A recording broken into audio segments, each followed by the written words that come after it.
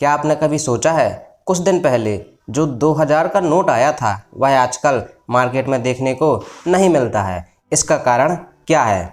क्या 2000 के सभी नोट मार्केट से गायब हो गए हैं या क्या 2000 के सभी नोट लॉकर में बंद कर दिए गए हैं? आइए आज इन सभी क्वेश्चन के आंसर को जानते हैं।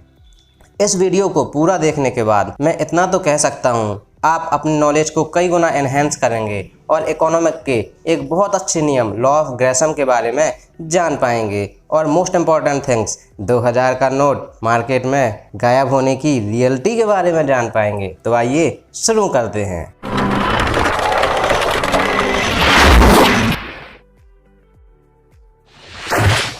लॉ ऑफ ग्रेसम को जानने से पहले सबसे पहले हम ये जानते हैं लॉ ऑफ ग्रेसम का ओरिजिन कैसे हुआ या लॉ ऑफ ग्रेसम की ज़रूरत ही क्यों पड़ी।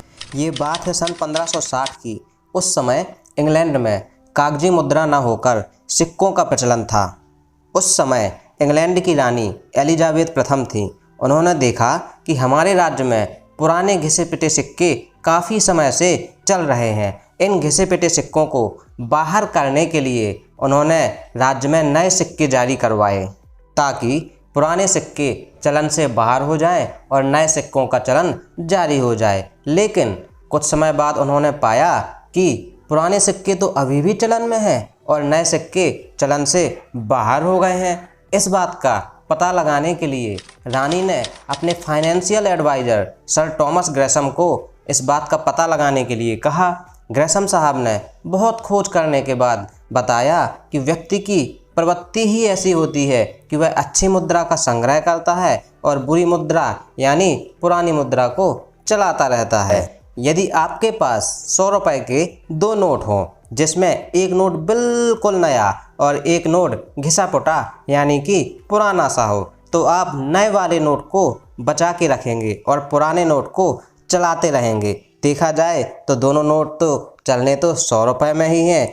यानी कि सर थॉमस ग्रेसम ने अपनी बात को सिद्ध करने के लिए पहला कारण बताते हुए कहा कि व्यक्ति की प्रवृत्ति ही ऐसी होती है कि वह अच्छी मुद्रा का तो संग्रह करता है और बुरी मुद्रा को मार्केट में चलाता रहता है। और ग्रेसम जी ने अपनी बात को सिद्ध करने के लिए दूसरा कारण बताते हुए कहा कि व्यक्ति अधिक मूल्यवान वस्तु और बड़े नोटों का संग्रहण करना पसंद करता है क्योंकि इसमें बहुत कम जगह और आसानी से इसे सुरक्षित रखा जा सकता है। और ग्रेसम साहब ने तर्क देते हुए अपनी बात को कहीं ना कहीं सिद्ध भी कर दिया।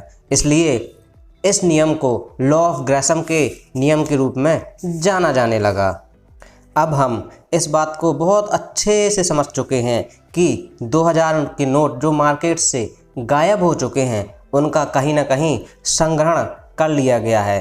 तो आप कमेंट में ज़रूर बताइए किन किन वर्ग के लोगों ने 2000 के नोट अपने पास रखे हैं या 2000 के नोटों का संग्रहण कर लिया है।